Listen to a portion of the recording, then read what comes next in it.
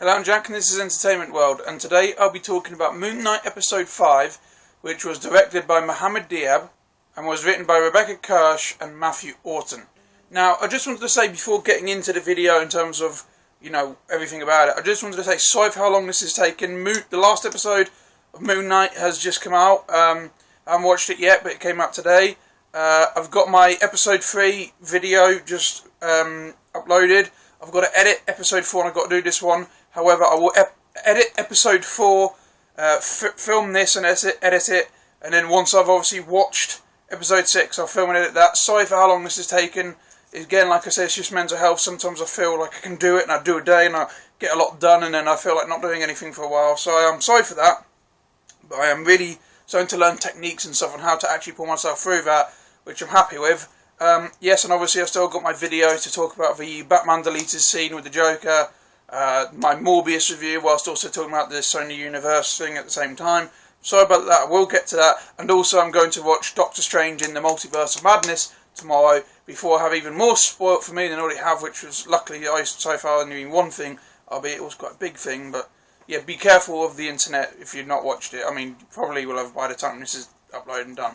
Anyway, sorry about that. I will get this up, as quick as I can. Anyway, yeah, we're talking about this now. Obviously, again, like with my previous few videos on Moon Knight, I'll just be talking through the episode and just going through what I thought, what I liked, didn't like, just like a normal review video, but just talking about like the things in more detail. So obviously there will be spoilers, but yes, I'll be talking about that now. So the episode starts off where the other episode ended, which is, as you know, Stephen and Mark Mark woke up in a mental asylum, saw people which had been part of his life when he was Moon Knight, and his therapist was Ethan Hawke's Dr. Harrow. Well, Arthur Harrow, but he's Dr. Harrow now. He ran out because he was like, fuck this bullshit. Found Stephen, they started running together, and then a hippo burst through, said hi, and then the meme happened.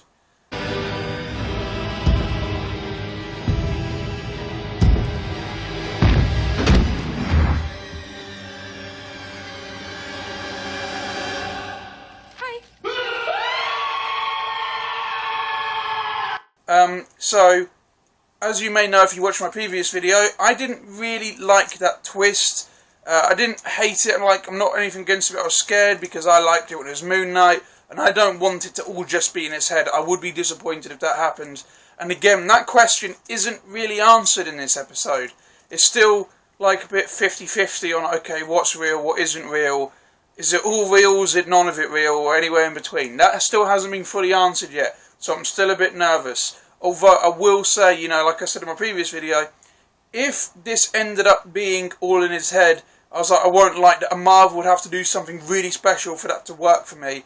They actually have done something quite special, so if that did end up being the case, although I still ended up disappointed, I wouldn't end up being as disappointed as I was with the ending of episode 4, so I will give it at least that. I was a bit quick on that, but, I did say, they'd have to do something really cool. In all fairness, they've done something quite cool in this episode, but I would still be relatively disappointed if it is all just in his head, because I really like the character Moon Knight so far, and I want it to remain like it has been, and him interact with other people as he was earlier.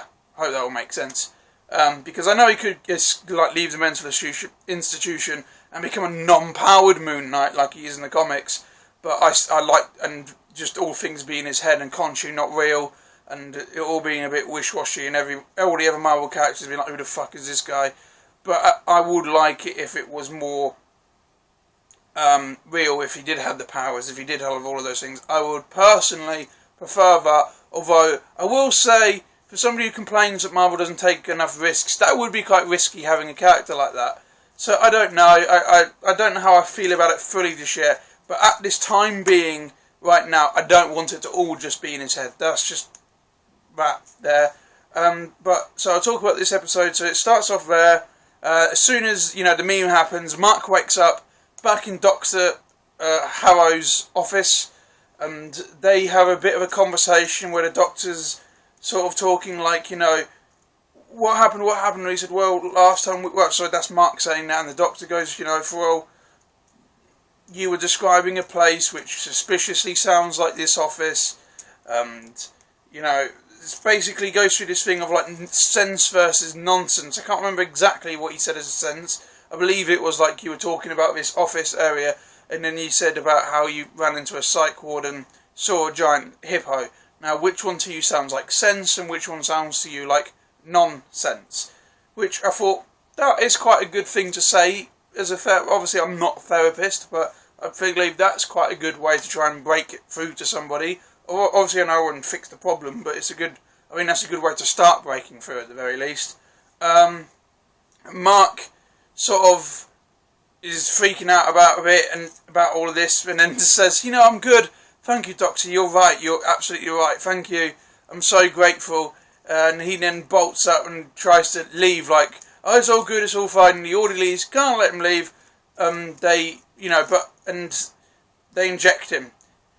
And he passes out, wakes back up with Stephen and Hippo, who is now called Taweret. I hope I'm saying that right. Taweret. If I'm not Taweret, I think. Taweret, sorry. I hope I'm saying that right, and if I'm not, and I apologise, but I'm going to say Taweret throughout the whole episode, the whole video, sorry, because I can't remember. I think that's how you say it. Sorry. I'm sorry if I'm wrong, though. But what I love about this scene with the Doctor, even though I'm, like Dr. Harrow, even though I'm not fully sure what's going on, how I feel about it, if it's all in his head and that's reality, I do think the whole sort of, when they about to inject him, like, to knock him out, when he's like, don't be gentle with him, don't hurt him, don't be careful, I like that, because he clearly cares. That would show that he does care about his patients. And I do like that. I think that's quite a cool thing. And if it is, not in his head, that's also quite a good thing, because that is a bit of a clear contrast between Dr. Harrow and Arthur Harrow. In fact, Dr. Harrow is this nice therapist, cares about his patients, doesn't want the orderlies to be super rough with them, whereas Arthur Harrow is clearly quite insane, and very, he's willing to kill people. That's his whole point. If he doesn't deem them worthy, or the scales don't, he'll kill them, he'll drain the life out of them. So he's clearly a much more vicious person than Dr. Harrow. So I like that contrast. Anyway, Mark then wakes up with Stephen, back with Stephen and the Hippo Taweret. He's like, what's going on? And Stephen's super excited about this because he knows who Taweret is, the goddess of mothers and children, I believe. Sorry if I'm wrong again. And she's like, yes, that's right, that's really good. And Mark is like, what's going on, what's happening? And Stephen's super excited, and he says, is this what I sort of think it is? Is this the afterlife? Sorry, my camera just froze. Recorded some of the audio, but not the visual. So obviously it just froze in my face, so I don't know how I'm going to get around that, or what I'm going to do, but I'll think about that. Anyway, so Mark wakes up, freaks out, looks around, back with Stephen and the Hippo Taweret. Stephen's excited though, because he knows who Taweret is, the goddess of mother and children. So Taweret says he's correct, and he's happy. He's like, is this the afterlife? And she says, oh, well, a afterlife. And I like how this film acknowledges there's different afterlives, because that is a question which Black Panther creates when, like the Tree of Ancestry or whatever it's called. I can't remember what she says. I think she actually makes reference to it here. Says that one's beautiful. And the one in this one is the Field of Reeves. So, there's, she wants to take them there, and that's what she's doing, and she says how other people imagine the afterlife differently. Although, I've never seen a psych ward before, that's a new one. And Stephen is a bit perplexed by that as well, and Mark says it's because they're insane. Stephen doesn't like hearing that, and Mark then goes on a rant about how Dr. Harrow basically buying into that whole thing we've just watched. And Stephen's like, Dr. Harrow, he's a doctor now. He's confused because he still thinks of everything that's just happened in terms of like the Moon Knight, Khonshu, going to Egypt, into the tombs and all of that. He's still on that page. Whereas Mark is not so sure. And Mark is like, you go through that door, you will find you'll find that there's lots of people playing bingo, lots of patients playing bingo, and he runs through, and they're like going, don't be crazy. He runs through the door, he opens it, and he finds them on what looks like a ship carrying the undead, carrying the dead, not the dead to the afterlife, over the plain, like Egyptian desert. So he's like, oh my god, I'm not crazy. So he's super happy that he's not crazy and that everything he thought was real is real. And Tara explains, going to take them to the afterlife because they're dead. She says they're dead. They can't go back to their bodies because they're dead. So, going to take them there. But first she has to take their hearts, and she puts her hands in the chest, takes the hearts out, and they're sort of like white models of a heart, and she says, oh good, I'm glad I did that with, like exploding your organs. I thought that was quite funny. She's also like super sweet, super nice, super bubbly, and no matter how dark or bad the subject matter is, she's quite bubbly about it, and she puts it on the scales, and if the scales are lighter than the feather, if it balances out, they'll be able to go to the afterlife. If not, they'll be chucked overboard, grabbed by the dead, and where they'll be frozen in time, frozen in the sand forever, which is kind of horrifying. Stephen is, hopeful that they'll go to the afterlife, positively. Mark doesn't want to, though. He says, he's not excited. He doesn't want to go to any of this place. He doesn't want to be part of this. So he gets Stephen's like, look, we should, the two of us, one of her, we can fight her.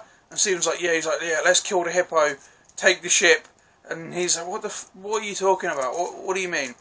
Meanwhile, though, Tara witnesses guys calls them over because the scales is going weird, and has never done this before, and she doesn't know what to do. Probably because Mark has dissociative identity disorder. He's got different personalities, so Stephen's probably more worthy than Mark. So is doing his unbalance. I thought that was quite a unique thing, and it really, takes advantage of the dissociative identity disorder aspect of the character, especially here, when it comes to is he worthy to go to the afterlife or not. Tara suggests that the hearts aren't full. That's the only explanation she can come up with. So she suggests that the two go back into the ship because it contains all their memories, and so they can find more about each other. They can find things out and what's going on and why the hearts are uneven. Stephen likes that idea and goes in, and Mark follows him. Mark's still unsure about the idea and says, how he doesn't want to do this because he just wants to take the ship over, and you can tell he's very uneasy about his past. He doesn't like it. He doesn't want to show what's happened, whereas Stephen is up for finding things out more. He's enthusiastic because his memory's a bit fuzzy. He wants to learn things more and find out who's who and what's going on and why they are the way they are. Whereas Mark doesn't want to do that, and he still suggests killing Tara, or at least taking the ship over. Stephen then goes into a room. He likes the idea more, so he goes into a room and it's filled with dead people. It's what was sort of, I think, the bingo hall, and it's filled with dead people, and it's revealed they're the people that Mark killed as Moon Knight, and they have a good conversation about Stephen's like, you remember everyone's faces, and Mark's like, do you know what it's like to take a life? I love that. I love how Mark's haunted by this. It's quite gruesome, especially dark for Marvel, and I like the conversation they have where it's like, what is going on, why is it like this, what's happening. Stephen's very freaked out by this, where Mark seems to be more guilt-ridden by it. And then they find... Sorry, I forgot to mention, they hear a little boy yell, help, which is why they go in that room. Sorry, I forgot to mention that. And in this room, that's where all the dead bodies are. Sorry, I forgot that. And then there's that little boy who appears to be alive. He's not dead like the other ones. There's no injuries, there's no blood. He's not a grey dead body. He's very much alive looking. But Stephen still freaks out, saying, Mark, why is there a little boy in a room filled with people yet you killed? I love that, how freaked out Stephen is by that, and that connotation is very scary.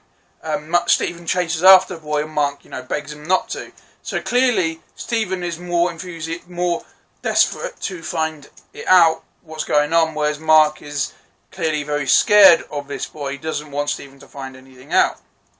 So Stephen runs after him and chases this boy into another room, which appears to be outside, and he comes across a barbecue, which has mother, a father and two young boys, one of which is a young Mark. And Stephen recognises the parents to be his own, but doesn't fully recognise the set of circumstances. Mark makes fun of his little brother's drawing. I can't remember what the little brother's called. I will put the name here, sorry. Makes fun of the drawing for the fish because he only gave it one fin, like the first episode with the fish only had one fin. Thought that was quite cool. Although again that could mean, but it's all fake, I don't know. But I certainly thought it was an interesting detail to come back to. Little hidden thing, or not hidden thing, you know what I mean, a little more detail you've got to be paying attention to notice it. I like that. So anyway, they say, can we go, can we go play sort of thing, and the mum agrees, look after your little brother, and Stephen follows them. And they're wandering around, the boys, and they sort of just like Dr. Grant, and do the English voice, and Stephen's like Dr. Grant, because he is Stephen Grant, he has the English voice, and it is like that shitty film which was Mark was going on in the background at the mental asylum Mark is at. So I thought, okay, that's quite a cool little thing. They go into a cave to explore it, like Dr. Grant, but it's filling with water. And Stephen is panicking, trying to get them to come. It's filling with water. Come on, help! Come on, boys, get out! I'm here to help you. Don't. You're going to drown. Be careful. And the boys start crying for help. And Stephen then desperately tries to get in, and he's getting covered in filled. Water's rising up, and he's reaching his arm out, saying he can't get to them. He can't reach them. Mark catches up to him, but it's now a funeral for Mark's little brother, who unfortunately drowned and died in that cave. And Stephen is on the top of the stairs, soaking wet, looking at a little boy, Mark, who's sort of peering down the top of the stairs, down at the funeral. And Mark's mum obviously is crying, understandably, saying she just wants her little boy back. Again, understandably. And Mark is in the room sort of like looking around like, come on Stephen, we need to go. And the mum starts freaking out at the little Mark, the memory Mark, saying it's all his fault. He killed him, it's your fault, he's dead. Which, although partly in a way true, you wouldn't tell a little boy that, and you certainly wouldn't scream and freak it out at him like that, because that is just absolutely fucking horrible, especially, in front of everybody, and it's a bit grim that nobody's stopping her, actually really making an effort to stop her from screaming at a little boy saying it's your fault, your little brother's dead, because that is a really horrible thing to say. Young Mark runs back upstairs into his bedroom, Stephen dashes after to follow him, and Mark chases after Stephen, calling him back, and Stephen runs in another room, which is a memory of one of Mark's birthdays. He's got a cake, he's about to sit with his dad, but the mum won't come down. It's just the dad, and the dad, obviously still upset the son's dead, is not blaming Mark, or at least he's doing a good job of hiding it if he is, and he's being nice to him. It's just going to be you and me this year. She's not very well, she'll get better soon though, and they have Mark's birthday together. It then sort of shifts to another birthday where the mum is finally downstairs. This is a year later. And the dad leaves the room. I can't remember exactly why he leaves the room. I think it's to go get the candles. And the mum starts having a go at Mark. Again, blaming him for the death. Saying he might have even did it on purpose out of jealousy. Just freaks Mark out, so he runs back upstairs to his room. Stephen chases after him again. And Mark manages to catch up to Stephen, though, as in present Mark. Grabs him, pulls him, and they end up in a street. Stephen is freaking out, saying, he doesn't remember the mum like that. Mum was great, mum was lovely, and they start arguing a bit. And I love this contrast that clearly they have a different memory. One's, because obviously they would be different anyway, one being Mark, an American mercenary, Stephen being an English guy who works in a museum and is very interested in Egyptian mythology. And Mark, a teenage Mark, then walks past them. And the dad's trying to call him back, saying, Mum will get help, And Mark's done. He's like, I'm not doing this anymore. I'm fed up with this. This is ridiculous. I don't, you should stop her, you should make her be nice to me, you should have helped, you should have done more, and he just leaves. I like that. I like that it shows that Mark basically abandoned his family. He's horrified by everything that's gone on. He's traumatised by his brother's death. He's traumatised by the way his mum's treated him, and he's angry with his dad that his dad's not done a good enough job at intervening with his mum's abuse. I like that. It's dark. It's a very obviously traumatic background for the character, and I think it suits a character like this, who is just this broken mess, clearly, no matter which reality is real, be it the Moon Knight God one, be it this mental asylum one, be it a bit of both. No matter what is going on, he's clearly had a very traumatic past, and Mark clearly remembers it a lot better than Stephen does. So Mark basically tries to stop Stephen again before Stephen can run back into the bedroom. After that, the next memory they're sent to is to Egyptian desert. This is Mark's days as the mercenary. So they come across the dead archaeological team, one of which would be Layla's dad. And Mark, I believe, says, well, why did you become a mercenary? Stephen asks Mark, why did you become a mercenary? He says, well, you get discharged on walking off, abandoning your position whilst in a few, in a state. Obviously, I'm guessing would be something to do with Stephen or just a mental thing, I'm not sure, is enough to be dishonourably discharged, hence why he became a mercenary, uses military training to something else. And they find a shot up Mark crawling into a temple under a big statue, which we know as the audience to be the statue of Khonshu. What I love about here is Mark is clearly being shot a lot. He's bleeding, he's dying. It's very brutal looking. I fucking loved it. Obviously not because I'm mental, but because I love Marvel actually showing the injury, showing that he is just being a bunch of people. He's just being betrayed by his partner, shot a bunch of times, and an entire archaeological team have just been murdered by being subdued and then shot in the back of the head. I like that he was willing to not actually show the act itself be committed, but show the injuries and the consequences of what's just happened. And Mark actually then goes to commit suicide, goes to blow his head off. Khonshu then is like, what a waste. And Mark's like, what's going on? He's confused because he can hear a voice, but the Khonshu basically reveals himself to be the god, will you be my Moon Knight? And Mark's like, I'm not a Moon Knight, you need someone better than me. This is, I'm not that. And Khonshu's like, no, you can. Looks into his head and is like, oh, fractured. This is, you're the perfect person. I think Levy calls him the perfect person for it. So, he says, he's a worthy candidate of becoming Moon Knight.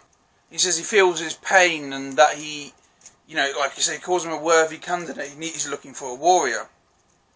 And Mark is like, yeah, good luck with that. Sort of like, yeah, that's not me. And he says, do you want death or do you want life? And he says, I don't know. Stephen and current Mark are watching this, and Stephen basically is like, he's been manipulating you from the start. He's been, he's used you. And Mark's like, no, he kept us alive. And he gave me the chance to be what I've always been, a killer. And Khonshu is asking Marcus in the memory mark, do you agree to be my, protect be my fist, my eyes, my vengeance, and protect the travellers of the night, and, from those who will do them harm, and punish them? Mark agrees, and this is just a really fucking cool thing where he becomes Moon Knight for the first time, and his eyes glow, and he gets the suit, he wraps, and he becomes Moon Knight. I love that scene so much. I thought it was great. After witnessing that, they both hear screams. And they run out and they run back to the deck of the ship, and Tower, it says, judges have been condemned and sent to the sands before their time. So killed and just basically automatically go to the sands without being judged properly. Mark is convinced that it's Arthur Harrow because obviously he's judging them with his arms.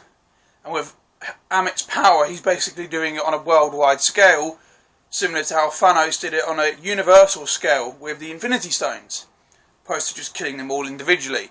He's now doing on a grand big scale. So they convinced Tara, you've got to turn this around, we've got to stop him. And she says, you know, even if I return you, you will return back to a body with a bullet in it. You know, that won't change.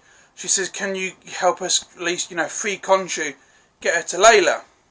She agrees to turn them around and takes them back to Osiris's gate, but says you need to find your memories and make yourselves, you know, you got to complete the hearts. So they run in, and Stephen is convinced we've got to go back to that room, and Mark says, no, we don't need to go back to the room, we can just talk. And Stephen and Mark have an argument about how we need to basically we need to go back to the room. Having a conversation, if it's not enough, you know, the consequences of that will be really bad. And Mark is refusing to go, and then starts slapping himself, saying, you can't make me, you can't make me, which was actually in the trailer, him slapping himself like that. It then cuts to Mark back in Dr. Harrow's office. And what I love about the scene previously is just how desperate Mark is to not go back, and he's freaking out. He's, you know, Stephen's wanting to find this out, and Mark's screaming and hitting himself, no, I won't go back. He ends up back in Dr. Harrow's office, and Dr. Harrow's like, well done, you just opened up for hours, you know, that's difficult for anybody to do. Whereas you've been doing it for hours, that's so good. And he says, and he gives him a glass of water. So he hands him the water and basically asks him this question. Now, it's a very deep question. I was like, oh God, I love that. I mean, it's a horrible question, but it makes sense for him to ask him this. Dr. Harrow asks him, did you create Stephen to try and make up for all the bad things you think you've done, or did Stephen create you to punish the world for how your mother treated you? That is a very good question. Obviously, it's a horrible question, but I like that the series acknowledges, okay, so what is going on? What does that mean? How do they view each other? And he says the only way to deal with this is to confront Stephen. So Mark looks into the glass, and his water glass, and when he does, he ends up in the bedroom from when he was a little boy with Stephen, watching Mark. And the mum is banging on the door, saying, let me in, let me get in, you know, open this door. Like, basically he's going to beat him. So, well, after a few seconds of that, Mark's eyes do that flutter thing, and he switches to Stephen, and there's this young boy, he's got an English accent. He's like, oh, look at this mess, got to clean this up, sort of thing. Very, sort of, sounds a lot older than what he is. And Stephen then freaks out because he's like, I remember this bit, I don't remember the angry mum bit, I remember me cleaning my room though. And Mark's telling Stephen, let's go, and the mum busts through the door, takes a belt, and is about to, you know, start hitting him with it, and Stephen's freaking out, like, what happened, and Mark's like, we've got to go, we've got to leave now, we've got to leave. And he opens the door, pushes Stephen out, and Stephen's like, what just happened, what's going on? And I don't remember that, why wouldn't you let me see that? He says, because you're not meant to. Mark says, because you're not meant to. That is not the point of you. The point of you is to be an escape. Basically saying Mark created Stephen, inspired by the film that, you know, that he saw when he was younger, using the character Dr. Stephen Grant to create a Stephen Grant personality. This English mild-mannered young boy with an interest in archaeology, things like that, to escape from how shit his life is and to escape from his mum's abuse. And Stephen starts freaking out because he's like, I thought I was the original. It turns out I'm just something you made up to escape from your life. And it's a very heartbreaking thing for Stephen because you feel very bad for him, especially as, you know, the series started with Stephen. You started off with Stephen. So seeing that Stephen is actually the made up one is very upsetting, and Stephen gets really, really upset by this. Mark says, look, you had a nice life. You had a nice life thinking, you know, nothing bad happened to you, that your mum loved you, that, you know, your mum's still alive. That freaks Stephen out even more because he doesn't know that his mum's dead. And that, I love how that wraps up to why he keeps, like in the first episode, he keeps calling his mum and leaving voicemails and saying Lady Gator, and just he isn't actually really having a conversation with anybody. I love that this program does that, but it makes it even more heartbreaking up until that point. But I enjoyed that sort of twist. It was like the reveal more than a twist. I like that it showed that Mark was the original, Steven was the creative personality to escape from it all, and Steven's sort of like super calm, uninteresting, dull life, and calling his mum specifically is to make up for the fact that his life's a fucking mess. He's a mercenary who goes around killing people. His mum hated him, and his mum's now dead. And it's, Mark says, we got a call to go to a funeral, or the Jewish equivalent of a funeral. I think there's a word for it, sorry if I put it there. I'm sorry, I don't know. I do apologise, I really do apologise though. But yeah, Steven doesn't take to that news very well, which is very understandable, especially given what news he also just heard, where he is the made-up personality. Steven is freaking out because he believes his mum to be alive, and he keeps telling it to like stop it, everything to stop, and he snaps out of it. And he ends up in Dr. Harrow's office. So Steven is now in Dr. Harrow's office, and again, like with Mark, in the previous episode and at the start of this episode, he doesn't believe that this Dr. Harrow this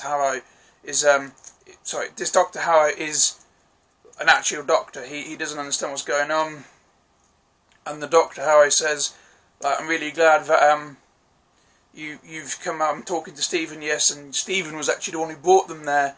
And I thought that was interesting how Steven was the one who brought them there. And he said, I don't think you could ever acknowledge Mark. So I'm guessing Steven thought he was crazy for having Mark thinking, what's going on? I'm sleepwalking all the time, I need help, not realising he is a dissociative identity disorder character created by somebody else. And he's in there saying, you've been here for 2 months, and he mentions how his mum's dead, and that freaks Steven out again, and he threatens to get quite angry about it.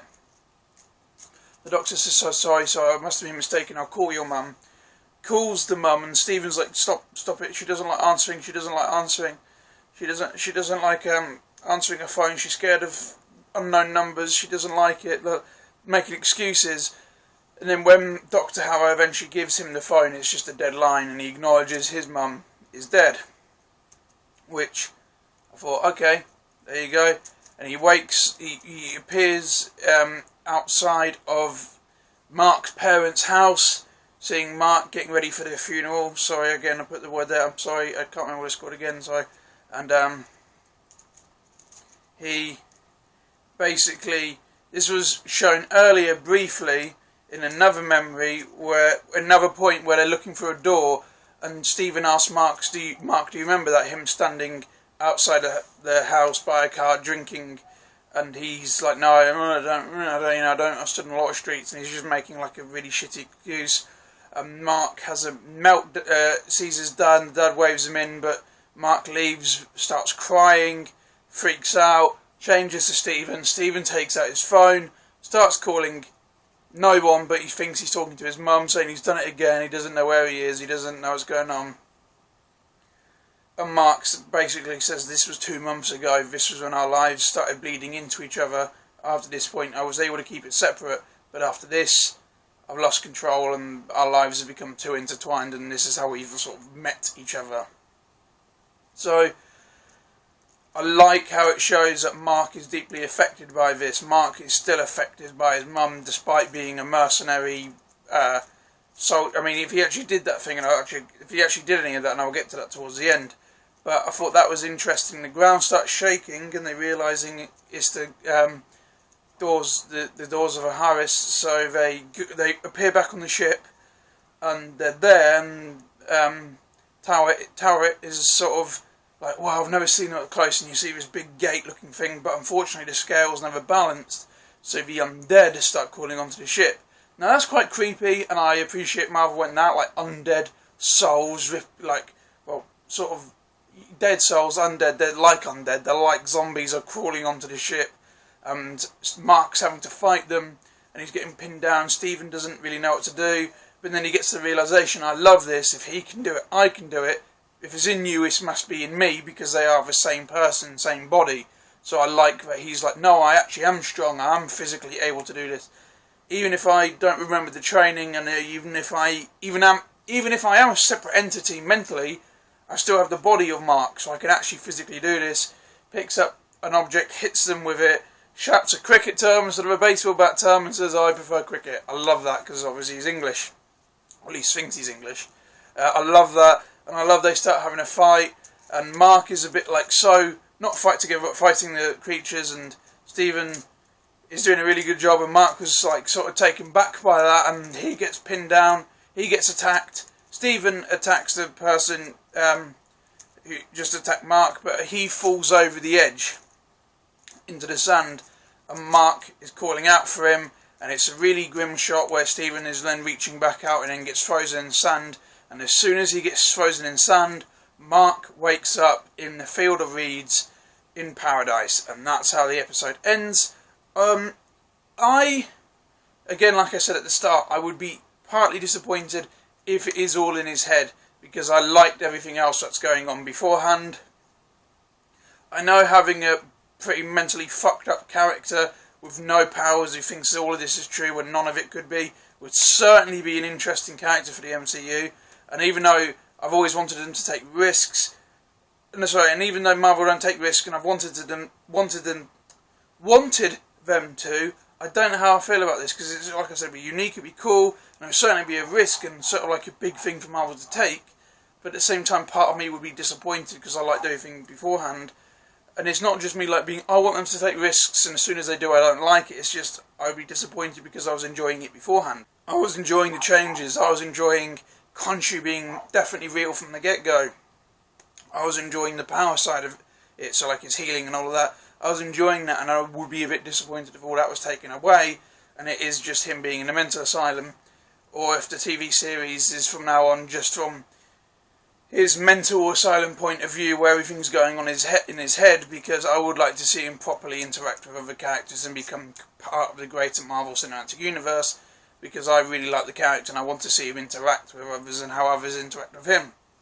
I will say though, even though this episode is pretty tame from an action standpoint, visually it's still great when you see everything and you see the afterlife and all of those things. That was great, and I love the character bit, how you get to see Mark growing up, him creating Stephen, how horrible an effect it had on him with his mum and his brother's death, and his dad's just sort of impartialness to it all in a way, and just how unhelpful he found things and he leaving.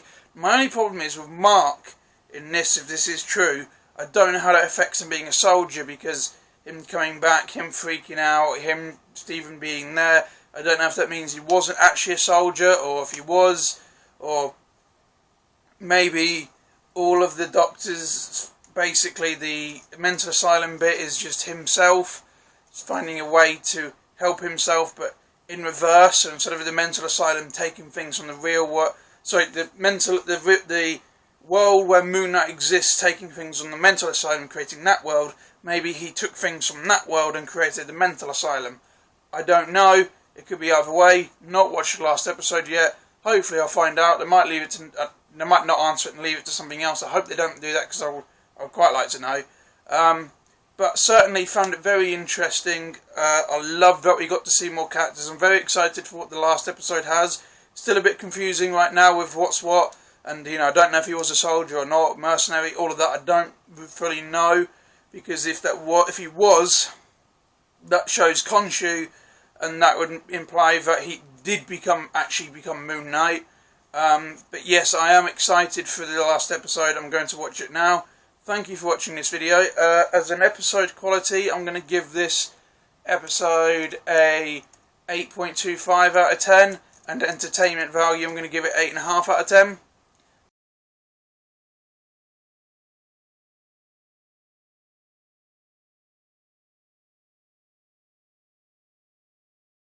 Did enjoy it, love the emotional aspect of it, love seeing it grow up, love seeing how he grew up, love seeing him create Stephen, love seeing Stephen's reaction to him being a creation, and his finding out that his mum is dead and wasn't a nice person and was abusive, and how that affected him. And then I love how he finally grew a bit of confidence towards the end of the episode, and unfortunately like he's now stuck in sand, and I don't know what that means going forward. Either way, very excited. I did enjoy this episode. I love the emotional side of it. I love just everything about this episode. I thought was really good. I loved like I said, I love seeing more of the mum. I thought the mum was gave a good performance. Whoever that actress is, she was a really good actress. I thought the little boy who played young Mark did a good job at like just switching to an English accent. I thought that he did a good performance. Oscar Isaac in this episode was absolutely outstanding because he's playing both characters, obviously, and that must have been a fucking nightmare to film.